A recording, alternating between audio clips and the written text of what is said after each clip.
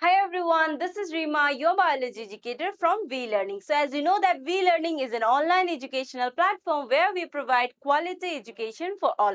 So to get all the benefits from our channel, do subscribe to it, and also don't forget to visit to our website, that is www.v-learning.in, where you will be getting all the pre-recorded videos, the live classes, the animated videos, and also the PDF notes of all these topics. So let's begin today's session. So in our previous class, we have started with your chapter, that is chapter number 16, which deals with digestion and absorption of food, right? So in the last class you have learned about that what are the various organs involved in the process of digestion, and also you have seen the various digestive glands, right? That is the liver, salivary gland, pancreas, which are involved in the process of digestion. So in today's class you will be learning about the mechanism of absorption of food, how the food is being absorbed by the help of various enzymes. Okay, so you will learn this in today's session, and you will see some of the diseases of the digestive system. Okay, and this is your lecture number 2. So let's begin today's session. So what do you mean by digestion of food? That digestion of food means what? When the food gets broken down into smaller pieces, right? And with the help of various enzymes, it gets digested in our body. That is known as digestion of food, right? The food needs to be mixed with the food needs to be transferred to the tissues. So how the food is being transferred to the tissues? Through the blood and through the lymph, right? So digestion of food involves two process, that is mechanical digestion and the chemical process. Okay, so the food is being digested by two process, that is mechanical, okay, mechanical digestion and mechanical process and chemical process. Now the mechanical process involve our teeth, okay, by the help of which we are going to chew the food properly, right? So it also involves the movement of various muscles, okay, the various muscles which helps the food to move from one part of the organ to another part. And the chemical process involves the various chemicals, okay, various chemicals, various enzymes which are necessary for the proper digestion of the food. So yes, now see, the process of digestion of food is accomplished by mechanical and the chemical process. As I said that it involves two processes. What are the two processes? One is mechanical and another one is chemical process, right? So yes. Now, what is the function or of different parts of our body? You will see, okay? So in buccal cavity, what happens? Buccal cavity performs two major functions. Okay, so when we ingest the food inside our mouth, right? So then what we have after the mouth? We have the buccal cavity, right, inside. So we have the teeth, we have the tongue. Okay, so what is the function of that buccal cavity?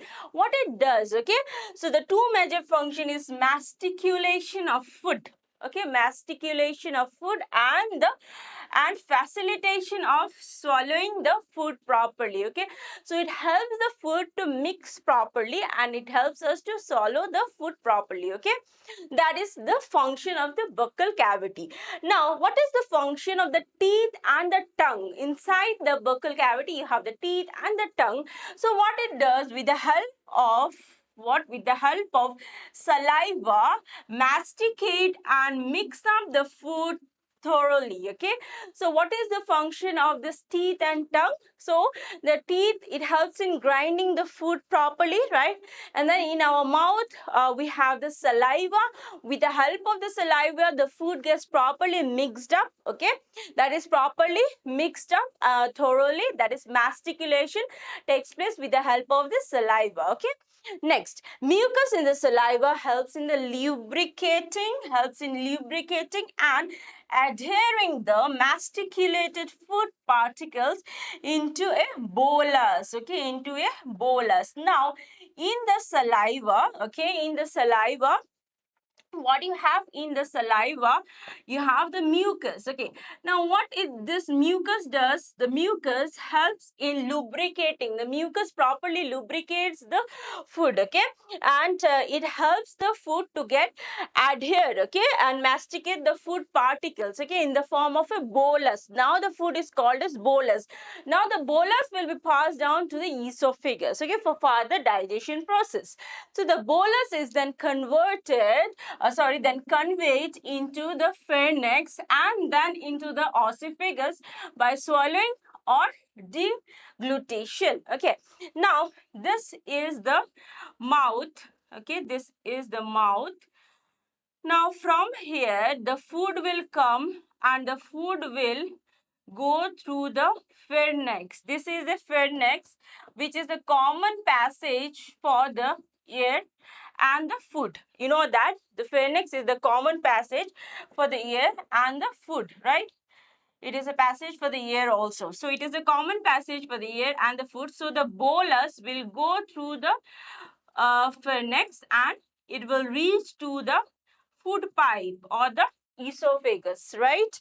Now the bolus further passes down through the esophagus by successive waves of muscular contractions called peristalsis. Okay, peristalsis. Okay, now the bolus, okay, it will go through the food pipe or the esophagus through muscular contraction. Okay, it will pass through the that is from your buccal cavity through the pharynx and it will reach to the esophagus. So muscles will contract, okay, and that is called as what? That is called as peristalsis. Okay, peristalsis. Clear?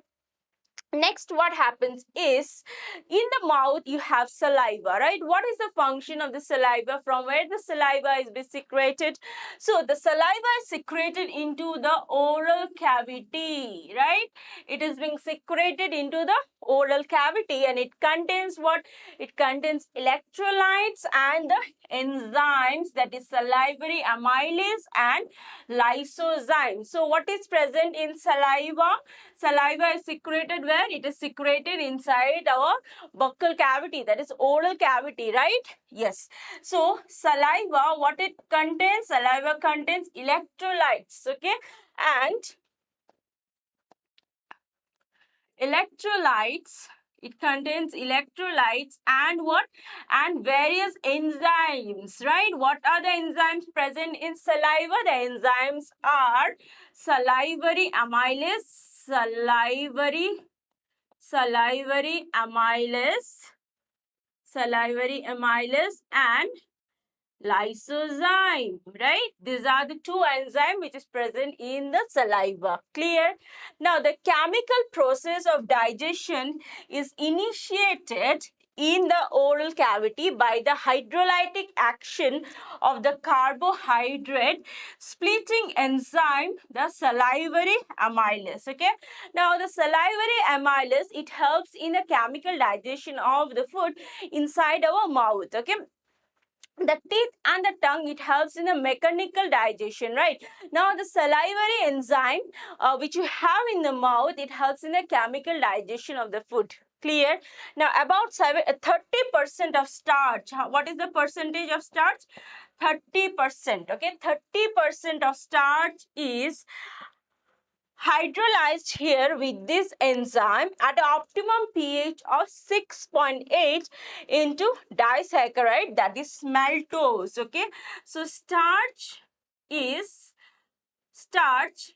hydrolyzed into what? It is hydrolyzed into maltose, okay, which is a disaccharide. Okay, now disaccharide means it is also one type of carbohydrates. Okay, now see what is the pH? The pH here is 6.8. okay, the pH here is 6.8. Next is coming to the stomach. Okay, so you have seen that in the saliva The salivary amylase is there, that is the enzyme lysozyme is there, right, which helps in the chemical digestion of the food. And 30% of the starch is converted into what? It is converted into hydrolyzed into what? It is hydrolyzed into maltose, right? Yes. Next is stomach. So the mucus of stomach has gastric glands. So what type of glands are present in the stomach? Gastric glands. Okay, gastric glands are present in the stomach, right? So the gastric glands has got three major parts. Okay, the three major parts of the gastric glands are mucous neck cells, mucous neck cells, then peptic cells or the chief cells, then parental or the oxyntic cells. Okay, parental cells, peptic cells, and mucus cells. So what are the cells present? Mucous neck cells, peptic cells, and parental cells. Okay, these are the cells which are present in the gastric glands. Okay, the stomach is made up of what? It is made up of gastric glands, and the gastric glands, it contains these three cells. Okay, now what is the function of this mucous neck cell? The mucous neck cell, it secretes mucus. Okay, mucous neck cell secretes mucus. Then peptic cell, it secretes the enzyme pepsinogen. Okay, it secretes the proenzyme pepsinogen. And parental cell, which secretes HCl and intrinsic factor, which is essential for absorption of vitamin B12. Okay, so these are the various things which are being secreted by in the gastric glands by the various cells. Okay, so what is being secreted? Mucus is necessary for proper digestion in the stomach. Then pepsinogen enzyme, okay, pepsinogen enzyme is necessary, and most important, HCl. Okay, these are the three things which are present in the gastric glands of the stomach, which is necessary for the process of digestion. So the stomach can store the food for 4 to 5 hours. 4 to 5 hours. So what is the duration? For 4 to 5 hours, the stomach can store the food, and the food mixes thoroughly with the acidic gastric juice of the stomach by churning movements of its muscular wall, which is then called as chyme. Okay, the food then gets mixed up in the stomach properly through the peristaltic movement of the muscles. Now the food is called as what? Now the food is called as chyme. Now the food is called as chyme, which is partially digested. Now it will go to the small intestine for the further digestion. Okay. Now the process, the proenzyme pepsinogen. Okay, the proenzyme pepsinogen on exposure to hydrochloric acid gets converted into active enzyme pepsin. So when the enzyme pepsinogen, it gets exposure to the HCl, hydrochloric acid, it gets converted into enzyme pepsin. Okay, the proteolytic enzyme of the stomach, which is the proteolytic enzyme of the stomach. Now the pepsin gets converted into proteins, into proteases and peptones. Okay, further the pepsin, it gets converted into what? It gets converted into protease and peptones, and the mucus and bicarbonates which is present in the gastric juice. What is the role of this? Mucus and bicarbonates, it play an important role in lubrication and protection of the mucosal epithelium from excoriation by the highly concentrated hydrochloric acid. Okay, so what it does, the mucus and the bicarbonates, it protects the what? It protects the mucosal epithelium. Okay, so which is present in the gastric glands from gets destroyed by the hydrochloric acid. So HCl, it provides the acidic pH of 1.8. So HCl, the pH is very much acidic. That is 1.8, which is optimal for the enzyme pepsin, right? So one of the important enzyme, okay, which is necessary, that is renin. Okay, renin is present in case of babies. It helps in the digestion of the milk. Okay, renin is a proteolytic enzyme. So what type of enzyme it is?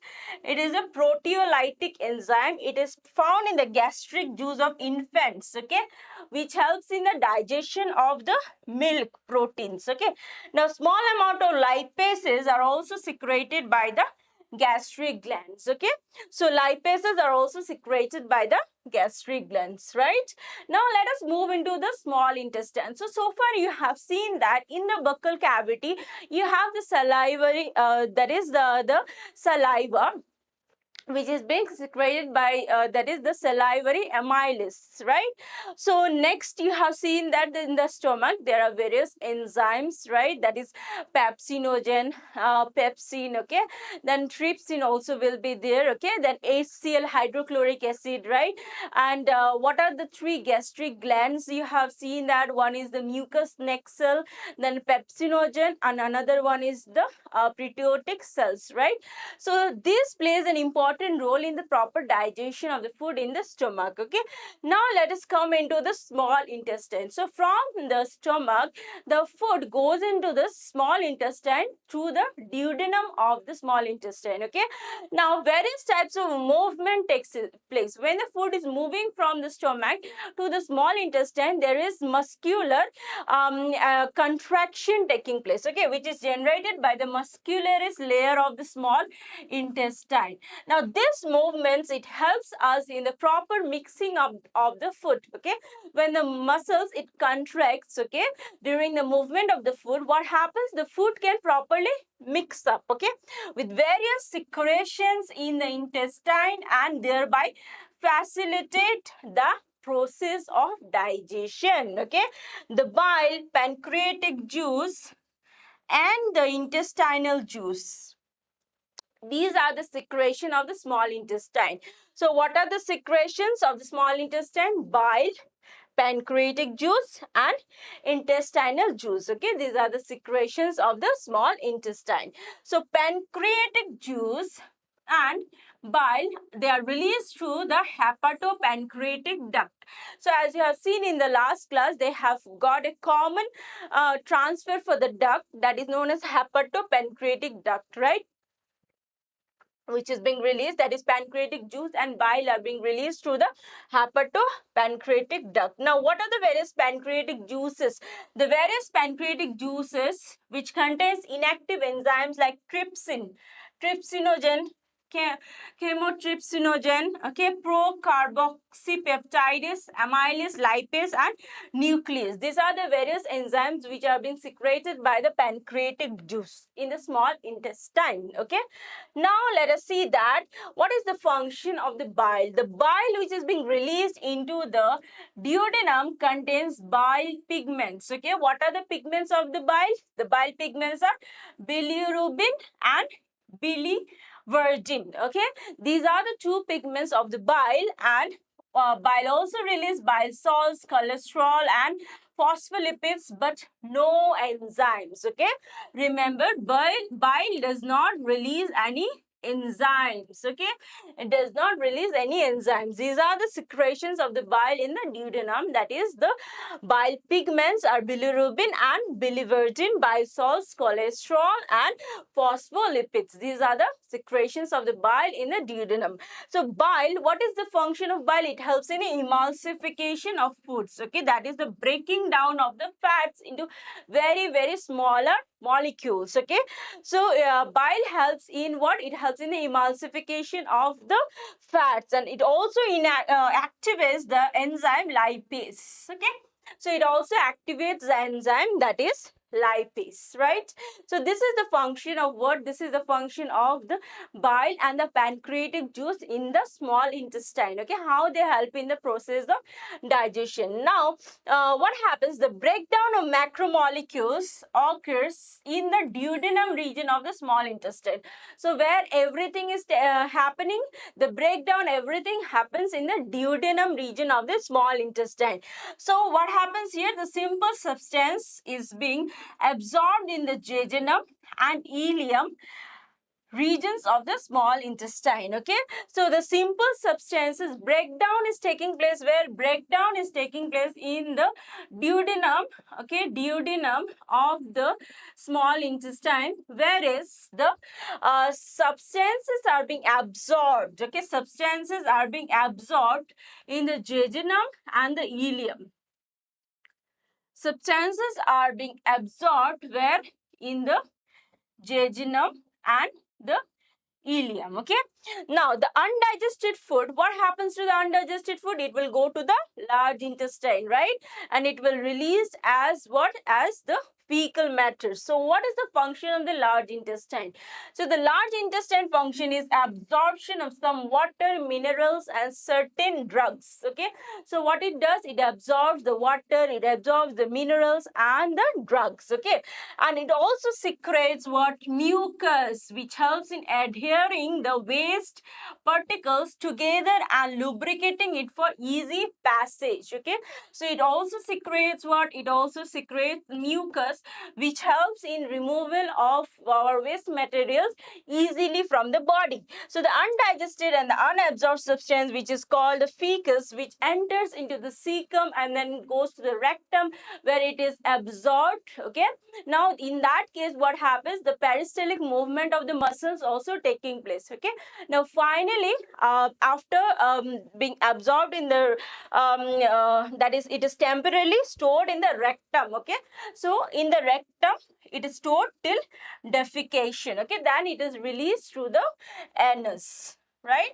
This is the function of what? This is the function of small intestine. This is the function of, large intestine, right? Now, what happens, that is, who is responsible for the regulation of our digestive system? Now, as you know that our body, human body is being regulated by the nervous system, right? We have millions and millions of nerves in our body. We have hormones. These are the control and coordinating center of our body, isn't it? So similarly, our digestive system and the gastrointestinal tract also is being regulated by the neural system and the hormones. So see, it is under the neural and the hormonal control. Okay, so proper control and coordination takes place with the help of the nerves and the hormones. Okay, now the sight, smell, okay, and the presence of food in the oral cavity can stimulate the secretion of saliva. So sometimes it happens or not, whenever you see any tasty food outside, right? So you will feel like having it. So the smell and the sight of the presence of food will allow the saliva to secrete inside your mouth. Okay, now gastric and the intestinal secretions are also similarly stimulated by the neural signal. So it is all that is our nerves. Okay, the gastric and the intestinal secretions, it is also dependent on the nerves. Okay, now then the muscular activities of different parts of alimentary canal. Okay, now you have seen that the food is in the form of bolus, right? Now it needs to go to the esophagus. So here the muscular contraction is required, that is the peristaltic movement of the muscle should take place, okay, to make the food go down, right? So for that case, what happens? Proper neural coordination should take place. Okay, so yes, so in that case also neural mechanism is necessary, and it depends and it is based on the central nervous system, that is our brain, which is responsible for controlling everything. Okay, and here the hormones also plays an important role. Okay, so what is the role of the hormone? The hormone, what it does, It is secreting the digestive juices. Okay, it secretes the various digestive juices which is carried out by the local hormones produced by the gastric and intestinal mucosa. Right? So this is the function of the hormone. So what hormone does? It secretes what? It secretes the digestive juices. So this is how the digestive system is being regulated, mainly by the nerves and the hormones. Okay, everything, whatever the activity is taking place in our body, it depends on the neurons, okay, and the hormones. Now, see, let's talk about absorption. So far we have seen that what is the mechanism involved in absorption. So now the food is being absorbed, right? So what happens in the process of absorption? In the process of absorption, the absorbed food will be delivered to the various tissues in our body, right? Through the blood and the lymph. So it is the process by which the digestive product passes through intestinal mucosa into the blood or the lymph. Okay, so what happens in the case of in the case of absorption?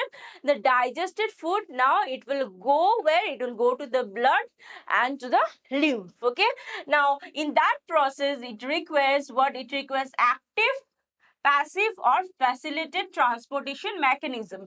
So in that plant physiology, you have learned about the various process by which the transportation of molecules takes place, right? So similarly, in that our case also, okay, there are various transport system which helps in the transportation, like active, passive or the facilitated transportation. Okay, so some of the carrier proteins are there which cannot pass through the plasma membrane. Okay, so they need what? They need help. Okay, so they are being facilitated with the help of porins, okay, which helps them to cross the plasma membrane. So small amount of monosaccharides like glucose, amino acids and some electrolytes like chloride ions, it will get easily absorbed by simple diffusion. Okay, so small amounts of monosaccharides, that is glucose, amino acid, they will easily get absorbed by the simple diffusion process. Okay, where the molecules move from a region of higher concentration to lower concentration. But the bigger substances, that is which is of higher concentration, okay, so the passage of these substances into the blood, it depends upon the concentration gradient. Okay, so if the molecules are not against the concentration gradient, it can easily pass. Okay, so if the molecules are against the concentration gradient, in that case what happens? We need the use of energy, right? That is active transportation will take place, isn't it? However, some substances like glucose and amino acids are absorbed with the help of carrier proteins. So some of the glucose, some of the amino acids which have the higher concentration gradient, in that case we need the carrier proteins, okay, for delivering. So this mechanism is called as facilitated diffusion.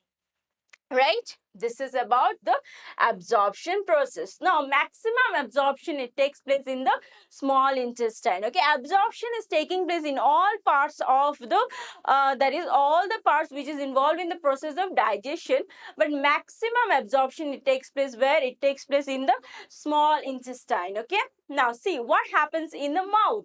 So certain drugs coming in contact with the mucosa of the mouth and lower side of the tongue are absorbed into the blood capillaries lining them. Okay, so what gets absorbed in the mouth? In the mouth, the drugs. Okay, the drugs gets absorbed easily in the mouth. Okay, and stomach, what gets is absorbed in the stomach? Water, simple sugars and alcohol. So these are the things which gets absorbed in the stomach: water, simple sugars like monosaccharides, glucose and alcohol. Okay, now maximum absorption, it takes place in the small intestine. So see, principal organ for absorption of nutrients. So it is called as the principal organ for the absorption of nutrients. So the digestion is completed here. Okay, so this is the place, small intestine is the place where the digestion is completed. So far in the mouth, in the stomach, the partial digestion took place, right?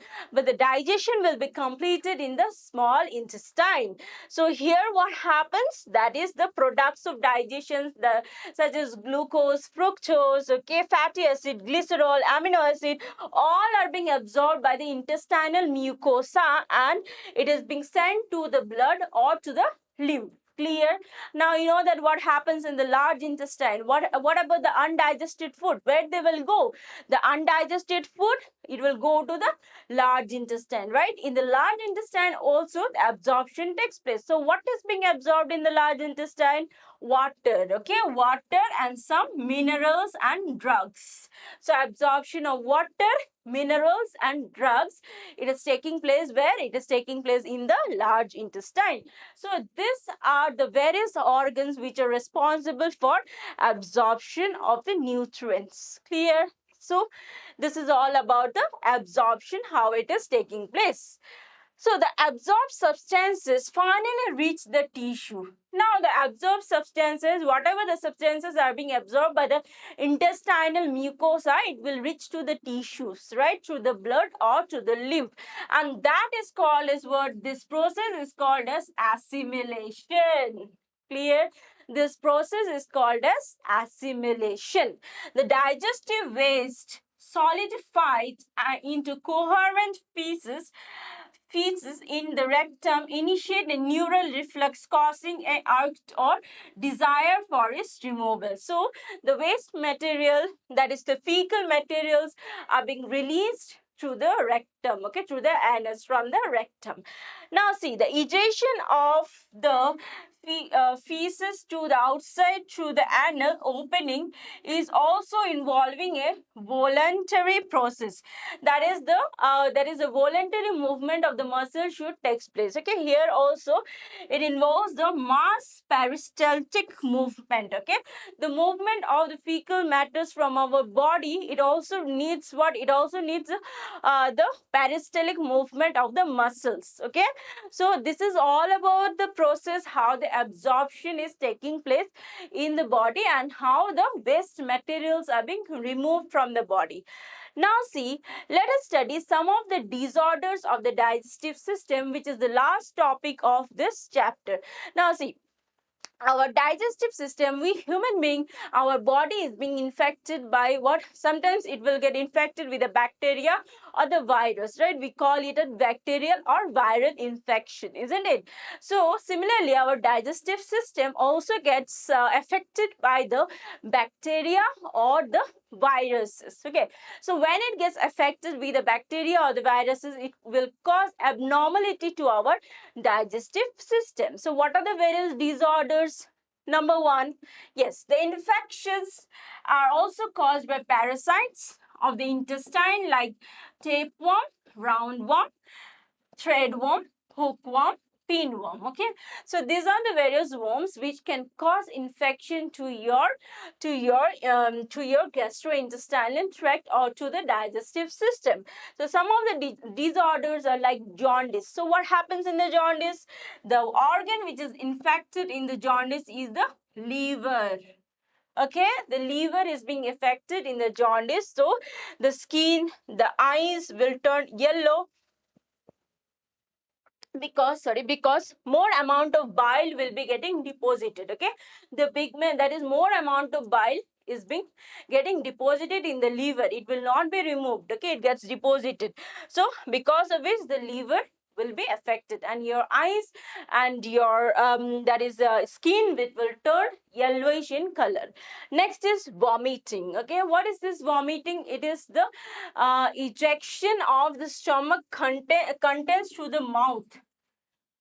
When the acid reflux is high in your body, so in that case what happens, the action is controlled by the vomit center in the medulla of the brain, and you will feel it nausea. Okay, you will feel nausea, feeling of nausea precedes you vomiting. So because of excess acidity, because of excess acid reflux, you will feel nausea, which will lead to vomiting. Vomiting is nothing but the ejection of the everything waste materials from your stomach to the through the mouth. Okay, now what is this diarrhea? What happens in the diarrhea? That is the abnormal. You will go for motion so many times. Okay, abnormal frequency of the bowel movement and the increased liquidity of the fecal discharge is known as diarrhea. So it reduces the absorption of food. So in case of diarrhea, the food will not be properly absorbed in your body. Next is what? Next is constipation. Okay, constipation is what? It is the feces and retained within the rectum as the bowel movement occur irregularly. So in that case, the bowel movement is irregular, because of which the waste materials remains in your rectum. That will also cause what? That will also cause problem of indigestion. Okay, indigestion in your body. No, so next is indigestion. This is a condition where the food is not properly digested, leading to feeling of fullness. Okay, so in indigestion, what happens? The due to some bacterial infection, the food will not be properly digested and it will lead to the feeling of fullness. So the causes of indigestion are like the inadequate enzyme secretion, anxiety, food poisoning, overeating, and the spicy food. So this could be the reason for your problem of digestive disorders, right?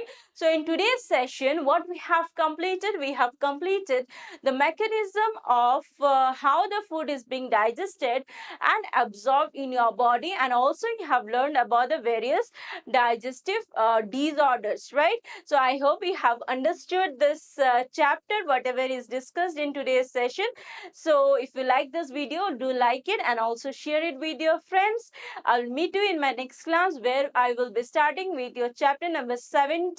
So till then, keep learning and stay safe.